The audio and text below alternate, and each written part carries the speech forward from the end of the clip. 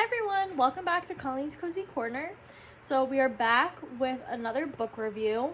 So I'm very sorry that I did not have a book review last week, but I actually did not finish a book last week. So right now I just finished one book and I am reading two other books. So I do have a few books that I have going at the same time, but I did not finish one last week, so that's why I didn't have a book review. So hopefully we stay on track for the rest of the year so we don't fall behind. So for this week, I read the book Wool by Hugh Howey. So I'm just going to read that description. Thousands of them have lived underground. They've lived there so long, there are only legends about people living anywhere else. Such a life requires rules, strict rules. There are things that must not be discussed, like going outside. Never mention you might like going outside, or you'll get what you wish for. As the blurb kind of alludes to, this is kind of a post-apocalyptic, dystopian type world where something has happened to the outside world that has made it inhabitable. So these people, many years ago, moved to these underground, what they call silos. And it's been generations later, and people don't really know what happened outside.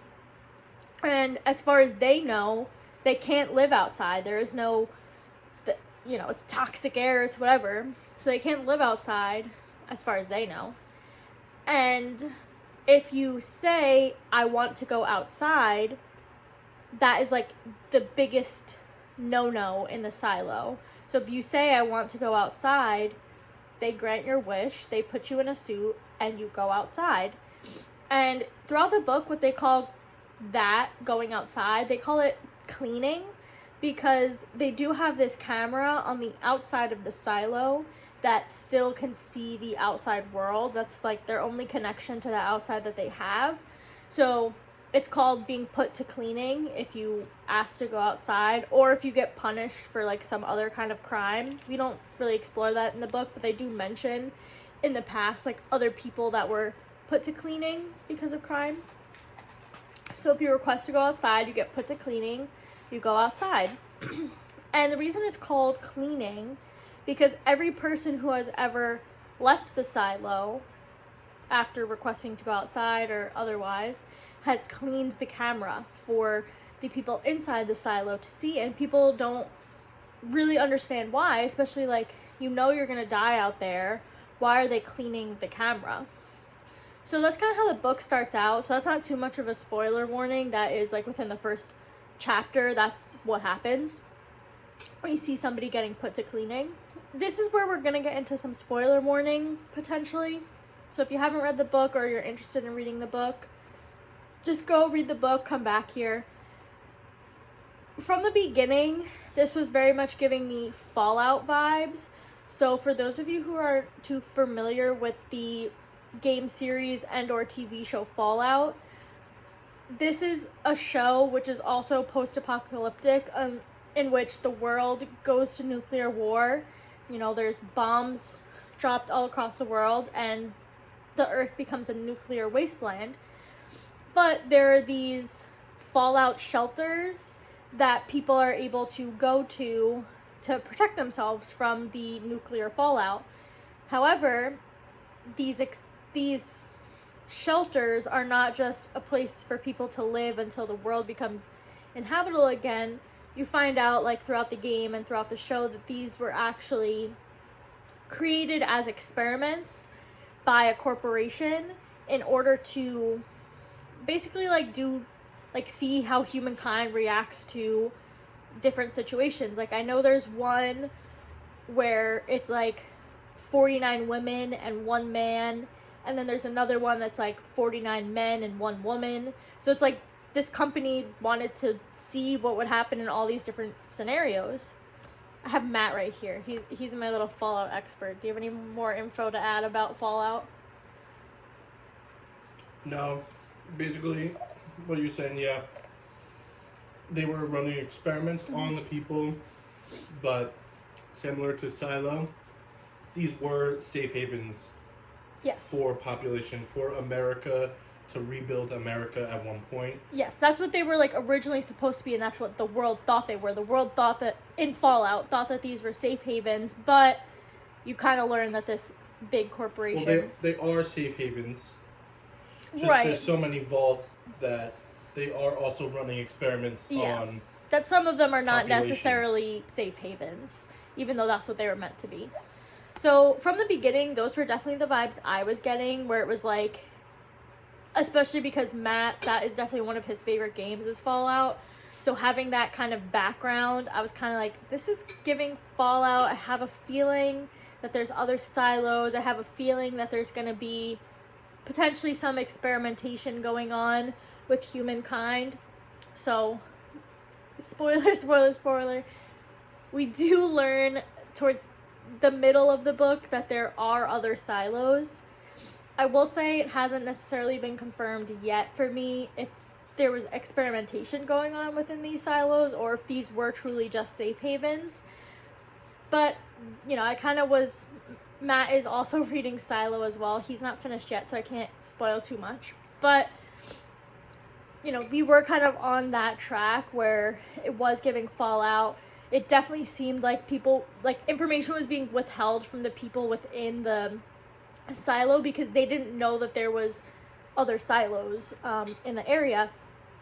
And we learned this because Juliet, who I would say for the majority of the book is our main character, but what happens is she gets put to cleaning after uncovering some information that there's people within the silo that are lying or withholding information, I should say. So she gets put to cleaning, and she very sneakily has... Let me backtrack a little. So when they get put to cleaning, they get put into this suit, and they are given the materials to clean the camera. And basically the suit is made, and it lasts just long enough for the person to complete the cleaning, and then they ultimately die. But what Juliet did very cleverly is she had the materials that were going to be used for her suit, she had them swapped out. So we find out throughout the book that Juliet has a lot of connections all throughout the silo. So she uses those connections like really well, and she uses them to make sure her suit is made to be more durable. And when they see outside the camera, they see this hill, and nobody's ever gotten over the hill. Everybody's always died before they made it there. So Juliet, her suit, since it had the more durable materials and not the materials that we come to learn were basically made to fall apart so nobody would survive outside, she's able to get over that hill, and that's where we find another silo. And she uncovers some more information about the world in there. We also learn about this suit, so they have like a head thing, and we actually also learned that the reason people clean is because the IT department, that's what they're called, they make these suits and they actually put a camera instead of an actual visor. So they're not actually seeing outside. It's almost like augmented reality, where when they have this visor on and they're looking outside, instead of seeing like the gray, brown, like dusty, ugly world that they see through the camera, they see like trees and color, and it looks beautiful outside. So they go to clean the camera to try and show the people inside the silo, this is what the world looks like. Like, look, come outside with us. Like, it's beautiful out here. But since that is just a camera, it is actually like a dusty wasteland out there. But they want people to go clean the camera. So they put this screen in front of them to ensure that everybody who gets put to cleaning will go clean the camera. Now, Juliet is the first person who does not go clean the camera in a very long time. And this kind of starts an uprising all throughout the silo as to like why she didn't clean the camera. And of course, like I mentioned, she had a lot of connections. So a lot of people were very mad and angry that she got put to cleaning. So that is kind of where I'll end with the summary. And now I'm going to get into my thoughts on the book. I was actually just thinking about this right before I finished. I had a little bit of a difficult time getting into this book. Like I did this as an audiobook. So the first like 5-ish hours, I was like, not really that into it. I was having a little bit of a hard time like conceptualizing what the world looked like. That's something I struggle with like fantasy books and dystopian books. Even though that is a genre I've read a lot, I struggle with creating like a mental image of what things look like. So that makes it hard to understand sometimes. So for example, The Hunger Games, I actually read that book after I watched the movie. So I had like a frame of reference for what things looked like, or maybe like would have sounded like, stuff like that, where I feel if I had read the book first, I would have been very confused and not really understood what was going on. And I felt that way a few times throughout this book, which is to no fault of the book. Like, that's just purely a me thing. Another thing with like fantasy, like I did read the whole A Court of Thorns and Roses series, like up to the current book. And everybody raves about them, and I honestly did not really like them. And I think it's because it was a fantasy book, and I really struggled with conceptualizing and like picturing what everything looked like. So I just like couldn't get into it, because half the time I was just trying to figure out like what these words mean that aren't actually even really words, or like what these things could look like. So I just didn't really enjoy it. So that's how I felt towards the beginning of this book.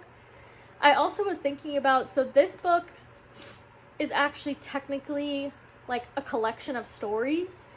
So the first like few hours, we are going through the story of the previous sheriff, and we learn about his wife who had been put to cleaning, and then he ends up getting put to cleaning. So we hear that, their background. And then the next few hours is about the mayor and the deputy, and they are on this hunt for their new sheriff. So they have to travel from the up top, which is the top of the silo, to the down deep, which is the bottom of the silo. And it's 144 floors. And as Matt loves to point out, there is no elevator. So they have to walk down all 144 flights of stairs and then eventually walk all the way back up. So that's the next few hours. And then I'll say maybe around the midpoint is when we switch to Juliet's story, and we kind of keep with her for the remainder of the book. I think that's another reason why I kind of struggled towards the beginning of the book, is because we were switching between characters so often that it was like you didn't feel connected to anyone yet. So even when we started with Juliet's story, I was kind of like, we're going to switch to another story soon, so like whatever, like didn't feel too attached to her. But then when I realized we were probably going to stay with her for the remainder, that's when I kind of started getting into it more. So I think that is something that I didn't struggle with, but it's kind of why I didn't love the beginning of the book.